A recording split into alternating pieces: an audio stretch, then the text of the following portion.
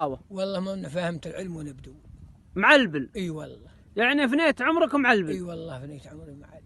لا ولد ولا تلد ولا شيء। 4 साल गुजरे तो सऊदी कफील ने उसको तनख्वाह देना बंद कर दी और एक सहरा में जाकर छोड़ दिया।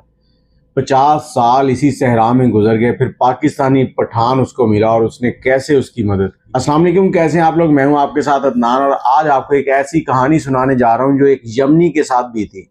यमनी की जिंदगी के 50 साल सऊदी अरब में गुजर गए। अब ये वाकया कैसे शुरू होता है। यमनी अपने मुल्क में था, 15 साल की उम्र थी और उसके घर वालों ने उसकी शादी कर दी। शादी हुई तो शादी के 4 साल के अंदर उसके यहाँ 3 बेटे पैदा हुए। 3 बेटे पैदा हुए। उसकी बीवी ने कहा कि ऐसे करो कि तुम सऊदी अरब चले जाओ। सऊदी अरब उस वक्त डेवलप हो रहा था, वहां पर काम बहुत था, तो वहां जाकर तुम काम करो, अच्छा रोजगार कमाओ और हमारे हालात बदल जाएंगे, हमारे बच्चे अच्छा पढ़ लिख जाएंगे और इनकी नौकरियां अच्छी होंगी और फिर आगे इनके बच्चों को किसी दूसरे मुल्क जाकर नौकरियां नहीं करनी पड़ेंगी। यमनी था, उसने अपनी बेगम से कहा ठीक है, मैं बहुत जल्द सऊदीया जाता हूँ। यमनी लोग जितने भी हैं ये सऊदीया जब आते हैं तो गैर कानूनी तरीके से बॉर्डर क्रॉस करके आते हैं। ये शख्स भी इसी तरह से बॉर्डर क्रॉस करता है, सऊदीया में आ जाता है। इसको एक कफील मिलता है, उस कफील से ये काम की बात करता है तो उस कफील ने कहा कि तुमने मेरी इस फैक्ट्री में काम करना है, मेरी बकरियां जो हैं इनका ख्याल करना है। बकरियां थी, ऊँट थी, इस तरह से जानवर थे और मैं तुमको महीने के 1500 रियाल तनख्वाह दूंगा। इसने कहा ठीक है। इसने उसके पास काम करना शुरू कर दिया और इसी तरह काम करते करते तकरीबन 4 साल बीत गए। 4 साल के अरसे में इसको हर महीने प्रॉपर तनख्वाह मिलती, खाना पीना मिलता। लेकिन 4 साल गुजरने के बाद जब इसने अपने कफील से कहा कि मेरा दिल कर रहा है कि मैं अपने देश हुआ हूँ, मैं अपने बच्चों से मिला हूँ, इसका अपने बच्चों से राब्ता सिर्फ खतूत की हदूद तक था। जैसे ही कफील को ये पता चला, उसे ये लगा कि अगर ये चला गया तो इतने कम पैसों में मुझे शायद दोबारा कोई मुलाजिम ना मिले, इंसान अच्छा है ये, तो उसने इसको डराना शुरू कर दिया। इसको कहता कि अगर तुम रोज पैसे मांगोगे तो मैं तुम्हें पैसे नहीं दूंगा, अब तुम्हें साल के बाद इकट्ठी तनख्वाह दूंगा। ये बेचारा गैर कानूनी तरीके से आया हुआ था और वहां की पुलिस के डर से खामोश हो गया। सादा आदमी था और 3-4 साल और गुजर गए। उसके बाद जब इसने जिद करनी शुरू कर दी कि मुझे घर जाना है, पैसे दो, तो कफील ने क्या किया, इसको वहां से उठाया और सहरा के अंदर उसका एक जगह पे बकरियों का शिरका बना हुआ था जहां पर उसने बकरियां रखी हुई थी, वहां ले गया और इसे वहां पर छोड़ दिया। और वो सहरा की ऐसी जगह थी जहां अगर आप सुबह से शाम तक भी सफर करें तो आप उस सहरा से पैदल बाहर नहीं निकल सकते और अगर रास्ता भटक गए तो समझे आपकी मौत है। इसने इस यूनानी शख्स को ये समझाया कि अगर तुमने यहाँ से निकलने की कोशिश की, एक तो मैं तुम्हारे ऊपर केस कर दूंगा, ऐसे केस में फंसाऊंगा कि तुम्हारा सर कलम हो जाएगा, और दूसरा यहाँ तुम बाहर नहीं निकल सकते, हर तरफ रेत ही रेत है।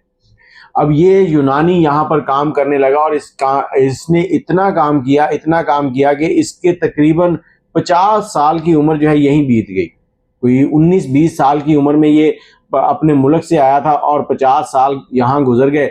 एक दिन ये बकरियां चरा रहा था तो इसने देखा कि एक जगह टावर लग रहा है। अब सऊदीया तरक्की करता जा रहा था, वहां पर टेक्नोलॉजी आ रही थी और सहरा में टावर्स लगाए जा रहे थे ताकि आने जाने वाले लोगों को इन चीज़ों की सहूलियात मिल सके। और उस टावर के ऊपर जो लेबर काम कर रही थी उसका जो सुपरवाइजर था वो पाकिस्तान पेशावर से था। पेशावर के पठान वाकई बहादुर होते हैं। इस पेशावर के पठान ने नीचे उतरकर इस बुजुर्ग से पानी मांगा तो इसने पानी दिया और इससे उसने पूछा कि आप कौन हैं, कहाँ से आए हैं। इतने अल्फाज पूछने थे तो बुजुर्ग को लगा कि जैसे उसके जख्मों पर किसी ने मरहम रख दिया है। उसकी आंखों से आंसू निकले और वो इसको बताने लगा कि मैं एक यमनी हूँ और पिछले 50 साल से यहाँ पर हूँ, मेरी बीवी बच्चों से कोई राब्ता नहीं है। अब पठान को इसमें दिलचस्पी बढ़ी तो उसने पूरी डिटेल पूछी, लड़कों को काम पर लगाया, इसको एक साइड पर बिठाया और इससे कहा कि मुझे पूरी तफसील सुनाओ अपनी। सुबह से शाम हो गई इसको अपनी कहानी सुनाते हुए और इसके आंसू थे कि रुक नहीं रहे थे। ये बताता कि मेरा आज तक अपने बीवी बच्चों से राब्ता नहीं हुआ, मेरे बच्चे पता नहीं कहाँ होंगे, बीवी पता नहीं जिंदा है और जिंदा है भी तो उसने दूसरी शादी ना कर ली हो। ये बहुत ही मायूस था। कहता मेरे पास जीने का कोई इरादा नहीं है, मेरे पास कोई ऐसी वजह नहीं है कि मैं जिंदा रहूं।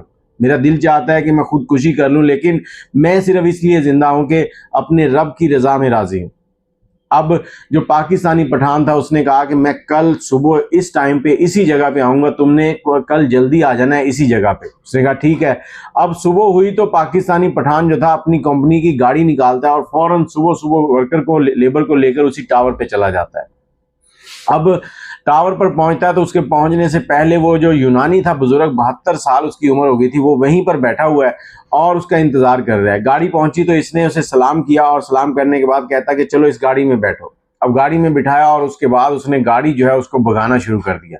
जैसे ही गाड़ी को भगाया तो इस बूढ़े शख्स का जो कफील था उसको भी कहीं से शक गुजरा कि शायद कोई गड़बड़ हो रही, क्योंकि ये गाड़ी जब सहरा में आती थी तो वापस नहीं जाती थी, शाम को लेबर को लेकर जाती थी।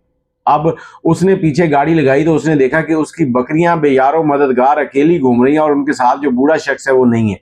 अब गाड़ी उसने इस गाड़ी के पीछे लगा दी और साथ वाले जो शिरके के लोग थे उनको भी कॉल कर दी कि इस तरह से मेरा जो कारीगर है उसको ये गाड़ी वाला भगा के लेके जा रहा है, तो इसका पीछा करो, इसको रोको। लेकिन इधर पाकिस्तानी पठान था, उसके हाथ में स्टीयरिंग और पाँव के नीचे एक्सीलेटर था कि गाड़ी रुकने का नाम ही नहीं ले रही थी। रेत आई, पत्थर आए, टीले आए, उसने गाड़ी की ब्रेक नहीं लगाई और गाड़ी भगाते हुए शहर में दाखिल हो गया। जब इन सऊदी लोगों ने देखा कि ये गाड़ी शहर में दाखिल हो गई है तो बाकी शिरकों वाले तो पीछे पलट गए, लेकिन ये जो इसका कफील था, जो इसको काम पे रखे हुआ था, वो इसके पीछा करता रहा। आगे उसने देखा कि पाकिस्तानी ने गाड़ी जो है वो पुलिस स्टेशन में दाखिल कर दी, तो उसने भी गाड़ी वापस घुमाई और निकल गया।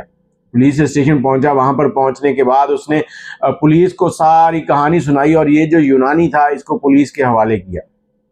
अब पुलिस ने अगली कार्रवाई शुरू की और इस पाकिस्तानी शख्स ने यूनानी के लिए आला दर्जे का एक वकील हायर किया और इस वकील ने इस केस को लड़ा और केस लड़ने के बाद अदालत ने जो फैसला सुनाया वो ये था कि एक तो 50 साल की जो तनख्वाह है वो कफील इसको दे, और दूसरा ये कि कोई भी इस तरह से नहीं कर सकता कि अगर कोई गैर कानूनी तरीके से आपके मुल्क में आ गया और आप उसको एक तो पनाह दे रहे हैं और ऊपर से तनख्वाह नहीं दे रहे, ये भी उसका जुर्म था। इस जुर्म की सजा भी कफील को सुनाई गई और यूनानी को अदालत की तरफ से कुछ मुआवजा भी दिया गया जो उनके बच्चों से दूरी थी उसको कभी भी पूरा नहीं कर सकता था। अब यूनानी अपने मुल्क की तरफ वापस तो जा रहा था, लेकिन उसकी आंखों में कोई चमक नहीं थी, मायूसी थी कि उसके बच्चे क्या कर रहे होंगे, उसकी बीवी क्या कर रही होगी। लेकिन जब वो अपने मुल्क पहुंचा, वहां पहुंचने के बाद उसने बच्चों को ढूंढना शुरू किया। 50 साल का अरसा बहुत होता है, लेकिन उसकी बीवी जो थी वो भी जिंदा थी और उसके बच्चे भी जिंदा थे और उसके बच्चे जो हैं वो आला ओहदों पर फायज थे। अब यूनानी की उनसे मुलाकात हुई और उसकी बीवी ने दूसरी शादी नहीं की थी, उसने मेहनत मजदूरी की और अपने बच्चों को पढ़ाया, आला तालीम दी। अब यूनानी जो है वो पाकिस्तानी का नंबर ले जा चुका था, वहां जाकर उसने इसको फोन किया और सारी स्टोरी सुनाई, जिसके बाद पाकिस्तानी पठान जो है वो भी खुश हो गया और ये यूनानी जो है ये अपने बच्चों के साथ मिलकर जिंदगी गुजारने लगा। अब ये कहानी जो है ये सुनाने का मकसद ये है कि अगर आप किसी भी दूसरे मुल्क में जाते हैं, कोशिश करें किसी के साथ अगर ज्यादती हो रही है तो उसके साथ ज्यादती होने से रोकें। इस पाकिस्तानी ने इस यूनानी की हेल्प की। कहते हैं कि अगर आपने इंसानियत को जिंदा रखा तो आप इंसान हैं, अगर आप में इंसानियत नहीं है, आप इंसानियत की कदर नहीं करते तो आपको इंसान कहलाने का कोई हक नहीं है। अपनी राय कमेंट में ज़रूर दीजिएगा। क्या आपके साथ भी कोई ऐसा वाक़या पेश आया या आपके सुनने में कोई ऐसा वाक़या पेश आया है तो वो हमसे शेयर ज़रूर करें।